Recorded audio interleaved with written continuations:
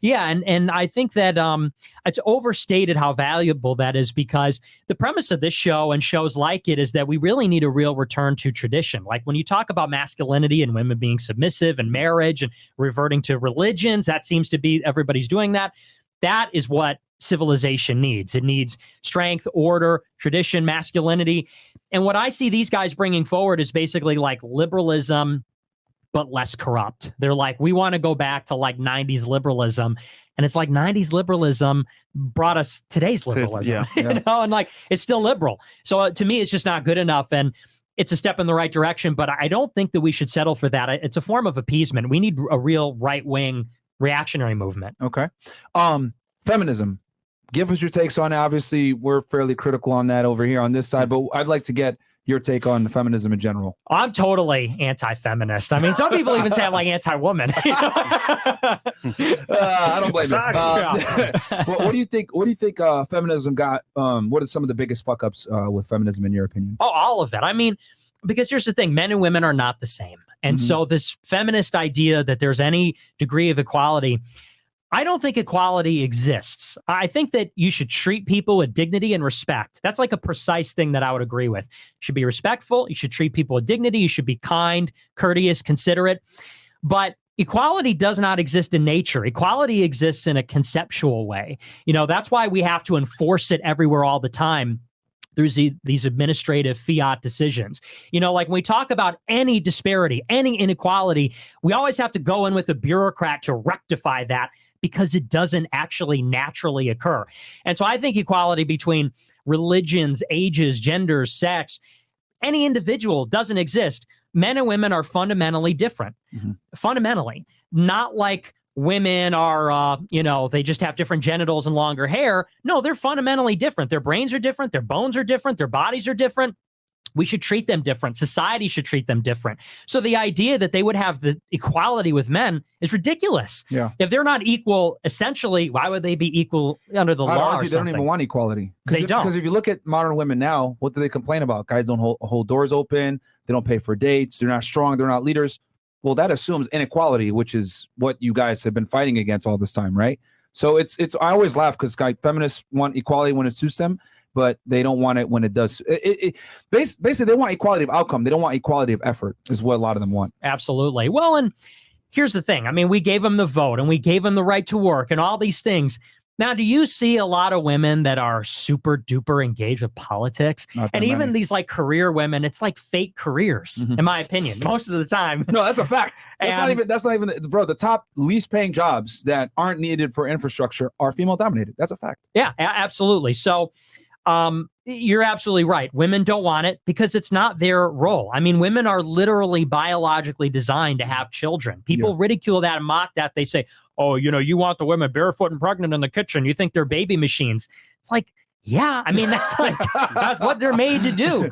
That's what their hormones are about. That's what their brains are about. I mean, people even say their ethics are different because their ethics are based on caregiving. I mean, they're biologically designed to nurture and care for a baby growing in their body and then take care of them after they're outside.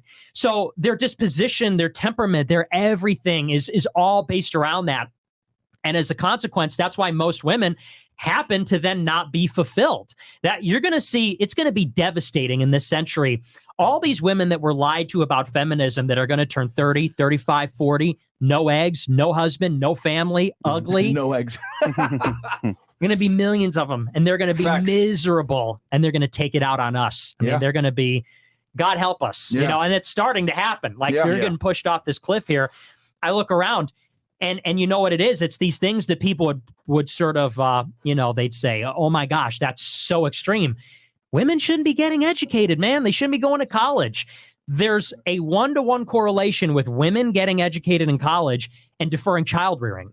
In fact, it's a higher correlation between deferring childbearing for women with education than with IQ. In other words, it's not women being intelligent. It's women going to school for all these years, which is why they put it off. Yeah. And it's them putting it off.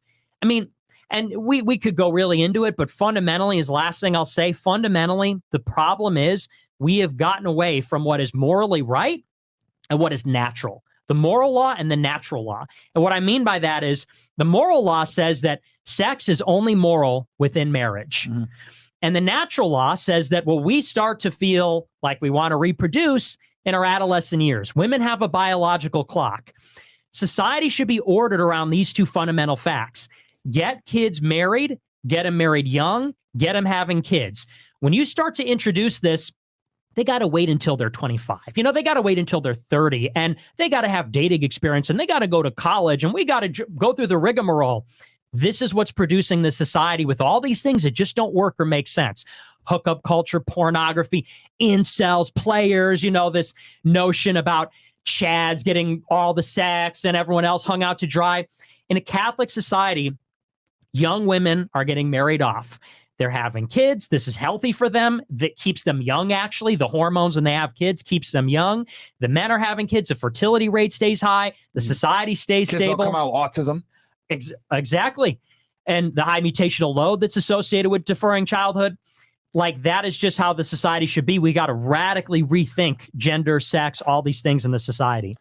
Question for you. Do you think women should vote? No, absolutely not. What? Okay, so I think women should vote, but a female's vote should be half of a man's vote because of selective service. Why do you think they shouldn't vote? Because I don't believe in individualism. I don't think that we have a society of individuals. I think we have a society of families. I think there's a man, a woman, and a child. Children shouldn't vote. Women shouldn't vote.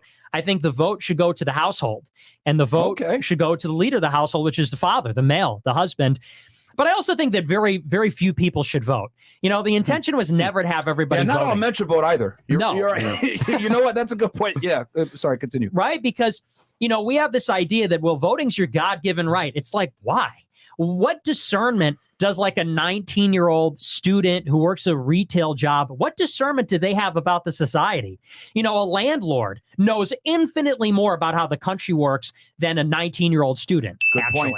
Right? Yeah. And you have a business. You guys have a business here. You had to put the studio together. You know how this stuff works. Again, you are given some discernment about how society works. These women that are on OnlyFans and that are fucking around, they don't know shit. Facts. It's funny. Just to add to your point as well, when you say the 19-year-old, for example, or the woman on OnlyFans, what are they influenced by? TikTok, social media. So you're right. Their vote's kind of like accounted for already because of the agenda.